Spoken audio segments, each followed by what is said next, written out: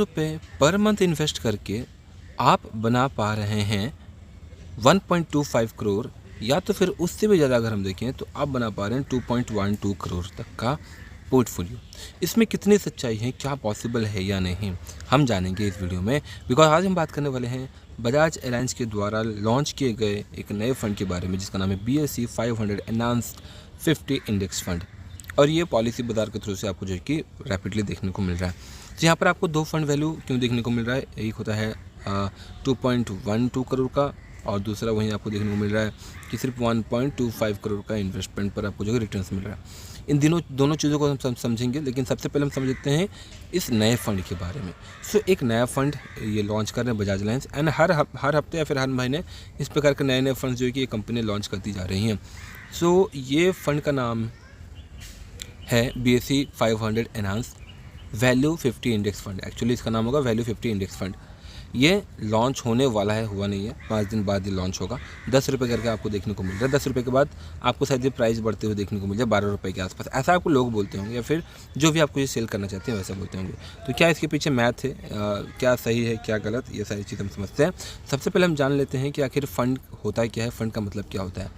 जैसा कि आप देख रहे हैं ये फ़ंड है, और ये BSE 500 इंडेक्स, दैट मीन्स कि BSE पे लिस्टेड 500 जो कंपनियां हैं उनमें से 50 कंपनीज़ को फिल्टर करके एक फ़ंड बनाया जा रहा है। उस फंड में आपका पैसा डाला जाएगा, और ये जो फंड ट्रैक होगा या फिर जिस चीज़ को ये रेप्लिकेट करेगी, जिसे ये कॉपी करेगी, वो होगा एक काइंड ऑफ इंडेक्स फंड। और वो इंडेक्स फंड मैं आपको दिखा देता हूँ, जब हम डिटेल में जाते हैं तो मालूम पड़ेगा। Again BSE 500 enhanced value fund है, जिसका इंडेक्स फंड ही है। ओके, ये कैसे फंड में स्टॉक्स को सिलेक्ट करते हैं उसके बारे में यहाँ पर बताया गया है। तो सबसे पहले क्या करते हैं कि ग्रेट प्राइस, लो प्राइस पर ये ट्राई करते हैं बाय करना है। Buying stocks worth more than their current price, मतलब कि उनके करंट प्राइस से भी जो सही प्राइस होता है उस बेसिस पर ये स्टॉक्स को सिलेक्ट करते हैं। इसके अलावा एक ब्रांड होना चाहिए, एस्टैब्लिश्ड ब्रांड हो, उन्हीं कंपनीज को जो है कि सिलेक्ट करता है। इसके अलावा मनी मार्केट, मतलब कि select for their potential to delivery strong returns, मतलब फंडामेंटली स्ट्रॉन्ग हो, पैसे उन कंपनीज के पास काफ़ी सही हो, पैसा बनाती हो, मनी मेकर हो वो कंपनी, तब जाकर जो कि वो फंड को सिलेक्ट करते हैं। इसके अलावा एक और पैरामीटर है स्ट्रॉन्ग फंडामेंटल्स, मतलब कि financial sound and well managed हो, मतलब कि उनकी लॉसेस कम होती हो, साथ ही साथ डेप्ट उन पे कम हो, साथ ही साथ उनका बैलेंस शीट स्ट्रॉन्ग हो। तो ये सारी चीज़ें देखते हुए जो है कि ये जेम्स पैरामीटर को फिल्टर करते हुए इस फंड को तैयार किया जाता है, स्टॉक्स को सिलेक्शन किया जाता है। कौन सी कंपनीज़ में से, टोटल 500 कंपनीज़ में से, टॉप 500 कंपनीज़ में से फिल्टर करके इसको सिलेक्ट किया जाता है। लेकिन ध्यान रखिएगा, इस बार जिस इंडेक्स को इस्तेमाल किया गया है वो है BSE का, वरना इससे पहले जो इंडेक्स को यूज़ किया जाता था, अभी मोस्टली जो यूज होता है वो होता था निफ्टी का। ठीक है, बॉम्बे स्टॉक एक्सचेंज पुरानी, हमारे भारतीय पुरानी एक्सचेंज सेक्शन है। इसके अलावा जो निफ्टी है वो लेटेस्ट वाली है, मॉडर्न स्टॉक एक्सचेंज कंपनी है, एक प्लेटफॉर्म है। अब यहाँ पर कुछ चीज़ें और आपको देखने को मिल जाती हैं, जैसे कि कैपिटल गारंटी रह रहा है, टैक्स बेनिफिट रह रहा है, मार्केट लिंक रह रहा है, आपको लाइफ कवर मिल जाता है, पार्शियल विड्रॉल हो पाता है। अब सबसे पहली चीज़ जो कैपिटल गारंटी सेक्शन है, ये क्या है ये हम समझते हैं। जब पॉलिसी बाजार पर आते हो, सबसे पहले जो आपको चार्ट्स देखने को मिलता है बहुत सारी कंपनीज़ का, लाइक ऑप्शंस देखने को मिलता है, वहाँ पर जब आपको कैपिटल गारंटी लिखा हुआ रहता है तो उसका मतलब ये होता है कि आप अगर 10,000 रुपये डाल रहे हो महीने के, उसके 5,323 रुपये जाएंगे मार्केट में, और 4,700 रुपये जाएंगे गारंटीड पार्ट में, गारंटीड इन्वेस्टमेंट में। तो यहाँ पर क्या होगा, इसका मतलब कि आपका 53% पैसा ही मार्केट में इन्वेस्ट होगा, बाकी जो 46% पैसा होगा वो जाएगा आपका डेप्ट इंस्ट्रूमेंट्स में या फिर गारंटीड पार्ट्स में। और गारंटीड पार्ट्स का मतलब वो इन्वेस्टमेंट सेक्शन होता है जहाँ पर आपको रिटर्न 6.5% या फिर शायद 7% के आसपास मिलता हो, रेयरली 7% के आसपास जा सकता हो। और आपको इसके बदले क्या मिलता है, तो ये आपको तैयार किया जाता है इसलिए ताकि आपका जो कैपिटल है वो गारंटीड रह पाए, इस स्टेटमेंट को यूज़ किया जाता है। अगर हम देखें, अगर आप मार्केट में इन्वेस्टमेंट करने का प्लान करें, दैट मीन्स कि you are ready to take risk. हम आधा पैसा ही क्यों मार्केट में डालें, अगर हमने डालना है तो हम पूरा पैसा डालते हैं।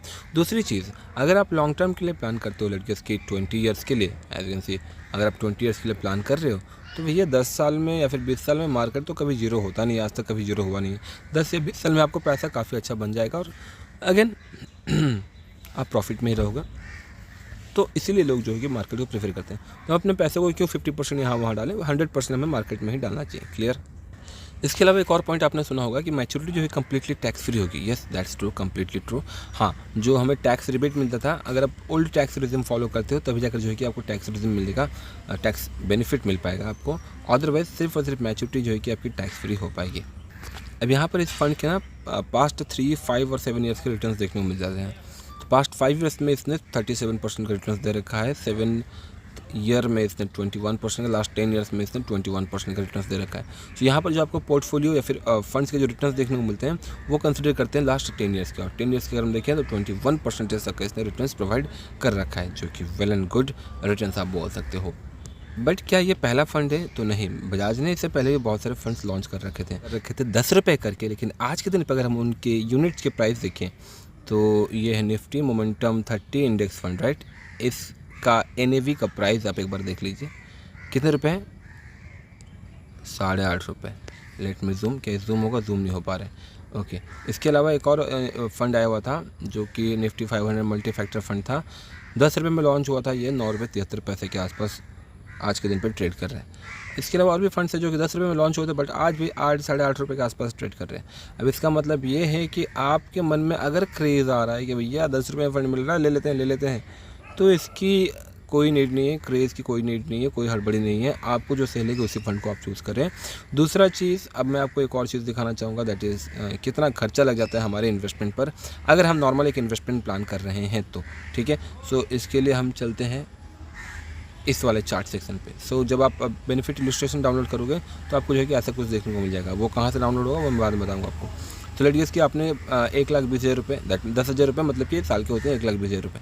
अगर आपने 1,20,000 रुपये जमा किए हैं, ठीक है, 1,20,000 रुपये का कुछ चार्जेस आपको कटेगा। तो क्या कटेगा?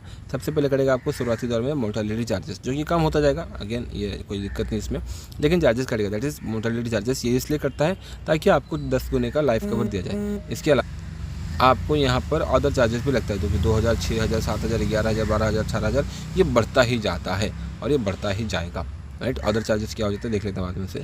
इसके अलावा इन सभी चार्जेस पर जो है कि अलग से आपको GST भी लगता था। शायद अब जो है क्या आने वाले समय में ये GST आपको ना लगे, बट ये लगता था और शायद लगता है भी। अब इसके अलावा फंड एट द एंड में अगर हम देखें, पता नहीं क्या बनता है ये सरेंडर वैल्यू। सरेंडर होता नहीं, 5 साल के लिए आपको, 5 साल के लिए तो आपको लॉक इन रखना होगा। सो अगर आपकी इन्वेस्टमेंट रहती है तो इसे बोलते हैं यूलिप, और आपको 5 साल के लिए लॉक इन रखना होगा, ध्यान रखिएगा इसे।